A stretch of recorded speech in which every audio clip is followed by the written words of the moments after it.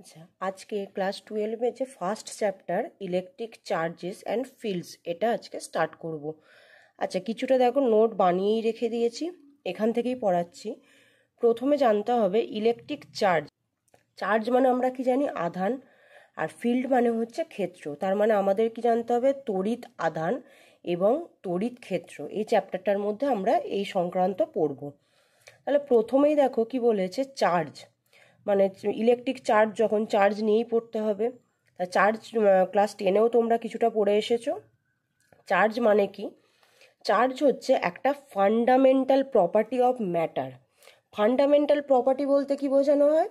যেটাকে যে জিনিসটাকে কোনোদিন ভাঙা যাবে না আর, বা সেটাকে ভাঙলে, চার্জকে ভাঙলে আর তার ভেতর থেকে কিছু পাবো না, সেটাই আলটিমেট। তাই জন্য বলছে চার্জ হচ্ছে ফান্ডামেন্টাল প্রপার্টি। এটাকে কি দিয়ে ডিফাইন করছি? একটা স্মল কিউ বা ক্যাপিটাল কিউ।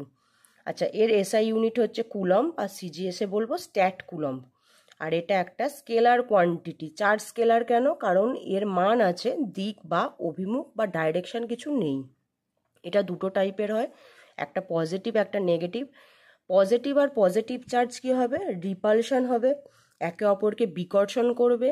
আর পজিটিভ আর নেগেটিভ চার্জ কি করবে? অ্যাট্রাকশন বা আকর্ষণ করবে। এবারে দেখো নেক্সট কি আমরা পড়ব? Quantisation of charge. কোয়ান্টাইজেশনের মানেটা আগে বুঝতে হবে, কোয়ান্টাইজেশন কি। আচ্ছা, আমরা প্রথমেই কি বললাম? চার্জ হচ্ছে একটা ফান্ডামেন্টাল প্রপার্টি। দেখো, ফান্ডামেন্টাল জিনিস মানে এটাকে ভেঙে আমরা আর কোনো ছোট করতে পারবো না। এটাই হচ্ছে একটা স্মলেস্ট, মানে একদম ছোট হচ্ছে এটাই।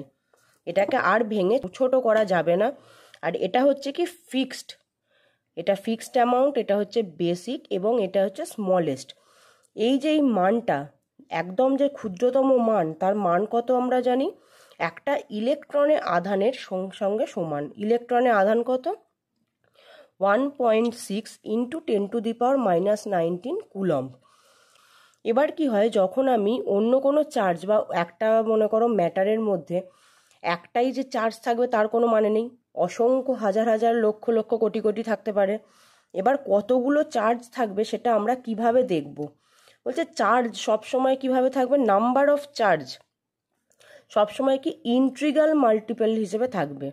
মানে তার 1 2 3 4 এইভাবে পূর্ণ সংখ্যা হিসেবে থাকবে। সেটা কখনোই কোনো ফ্র্যাকশন বা 1 2 3 5 বা পয়েন্ট যেগুলো আমরা বলি সেইভাবে থাকবে না। তার মানে কি অলওয়েজ থাকবে একটা ইন্ট্রিগাল মাল্টিপল হিসেবে।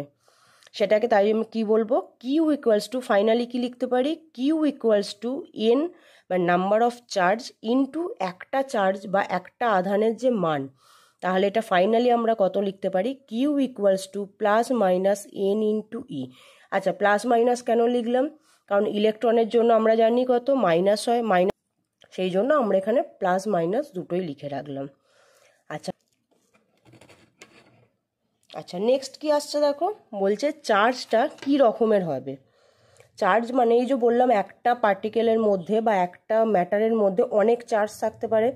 সেই চার্জগুলোকে আমরা ক্যালকুলেশনটা কিভাবে করব? এখানে তো বলে দিলাম এন দিয়ে করে দিলাম। যদি এন প্রত্যেকটার যদি এতগুলোই ইলেকট্রন থাকে, মানে সমসংখ্যক ইলেকট্রন থাকে বা সমসংখ্যক প্রোটন, বা চার্জের সংখ্যা যদি সমান হয়, তখন আমরা এন দিয়ে গুণ করে দিলাম। এই জিনিসটাকে বললাম কোয়ান্টাইজেশন অফ চার্জ। এবারে মনে করো এই যে একটা, মনে করো এটা একটা ম্যাটার, এখানে 3টে আলাদা আলাদা চার্জ আছে। এখানে 3টে আলাদা, 3টের মান কিন্তু সমান নয়, 3টে আলাদা আলাদা চার্জ। তাহলে আমি এই ম্যাটারটা টোটাল চার্জ কিভাবে বার করব? কিউ নেট সমান কি করব? 3টে চার্জের প্লেন যোগফল, Q1 plus Q2 plus Q3। এবার যদি এখানে Q3-র বদলে Q4 Q5 যত থাকবে সেগুলোকে নর্মালি আমরা যেভাবে যোগ করি সেইভাবে যোগ করে যাব। নিউমেরিক্যালস অনেকগুলো আমি কয়েকটাই চার্জ রিলেটেড রেখে দিয়েছি, এইগুলো আমরা সলভ করব।